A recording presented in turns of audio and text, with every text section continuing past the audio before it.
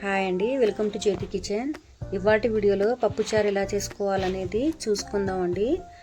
Stove on చేసి కడాయి పెట్టుకున్నానండి. కడాయి heat అయిన తర్వాత నేను 1.5 కప్పు పప్పు తీసుకున్నానండి. పప్పు ఈ విధంగా మధ్య మధ్యలో కలిపేసుకుని ఈ విధంగా మంచిగా కలర్ వచ్చేంత వరకు ఫ్రై చేసుకోవాలండి. అలా చేయడం వల్ల టేస్ట్ అనేది పప్పుచారు బాగుంటుంది. స్టవ్ ఆఫ్ చేసి వేరే గిన్నెలో వేసుకున్న తర్వాత ఇప్పుడు 3 టైమ్స్ శుభ్రంగా కడిగేసుకున్నానండి.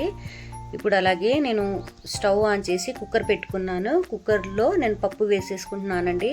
ఇప్పుడు పప్పు ఉడకడం కోసం నేను 1.5 గ్లాస్ వాటర్ వేసుకున్నానండి. అలాగే 1/2 టీ స్పూన్ పసుపు వేసుకున్నాను. అలాగే 1/2 టీ స్పూన్ నేను టేస్ట్కి సరిపోయేంత ఉప్పు వేసుకొని మూత పెట్టేసుకున్నానండి. 2 విజిల్స్ వచ్చేంత వరకు ఉడికించుకున్నాను.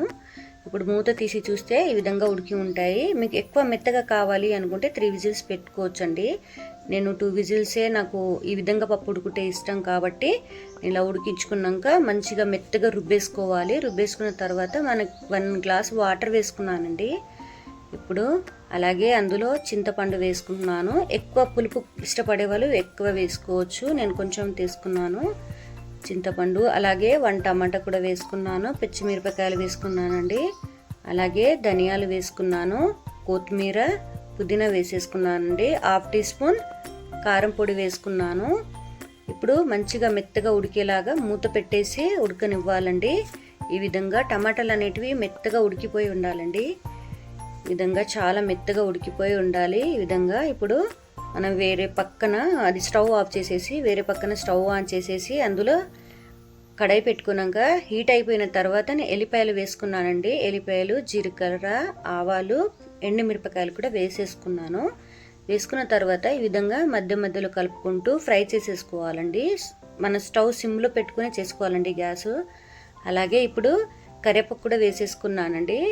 ఈ విధంగా మధ్య మధ్యలో కలుపుకుంటూ మంచిగా ఫ్రై చేసుకోవాలి. ఇప్పుడు ఫ్రై అయిపోయిన తర్వాత పప్పుచారు మనం అందులో వేసేసుకోవాలండి.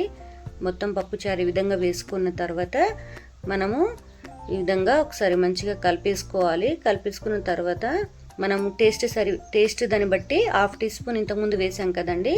అలాగే ఇప్పుడు కూడా నేను 1/2 టీ స్పూన్ ఉప్పు వేసుకుంటున్నాను. ఇప్పుడు మనం అందులో కొత్తిమీర వేసుకోవాలండి. లాస్ట్లో స్టవ్ ఆఫ్ చేసేసి మంచిగా ఉడికిన తర్వాత స్టవ్ ఆఫ్ చేసేసి కొత్తిమీర వేసుకుంటే పప్పుచారు అనేది టేస్టీగా రెడీ అయిపోయిందండి. చాలా బాగుంటుంది. మీరు కూడా ఇంట్లో ట్రై చేయండి. మీకు కనుక నచ్చితే లైక్ చేసి సబ్స్క్రైబ్ చేయడం మర్చిపోకండి. Thanks for watching.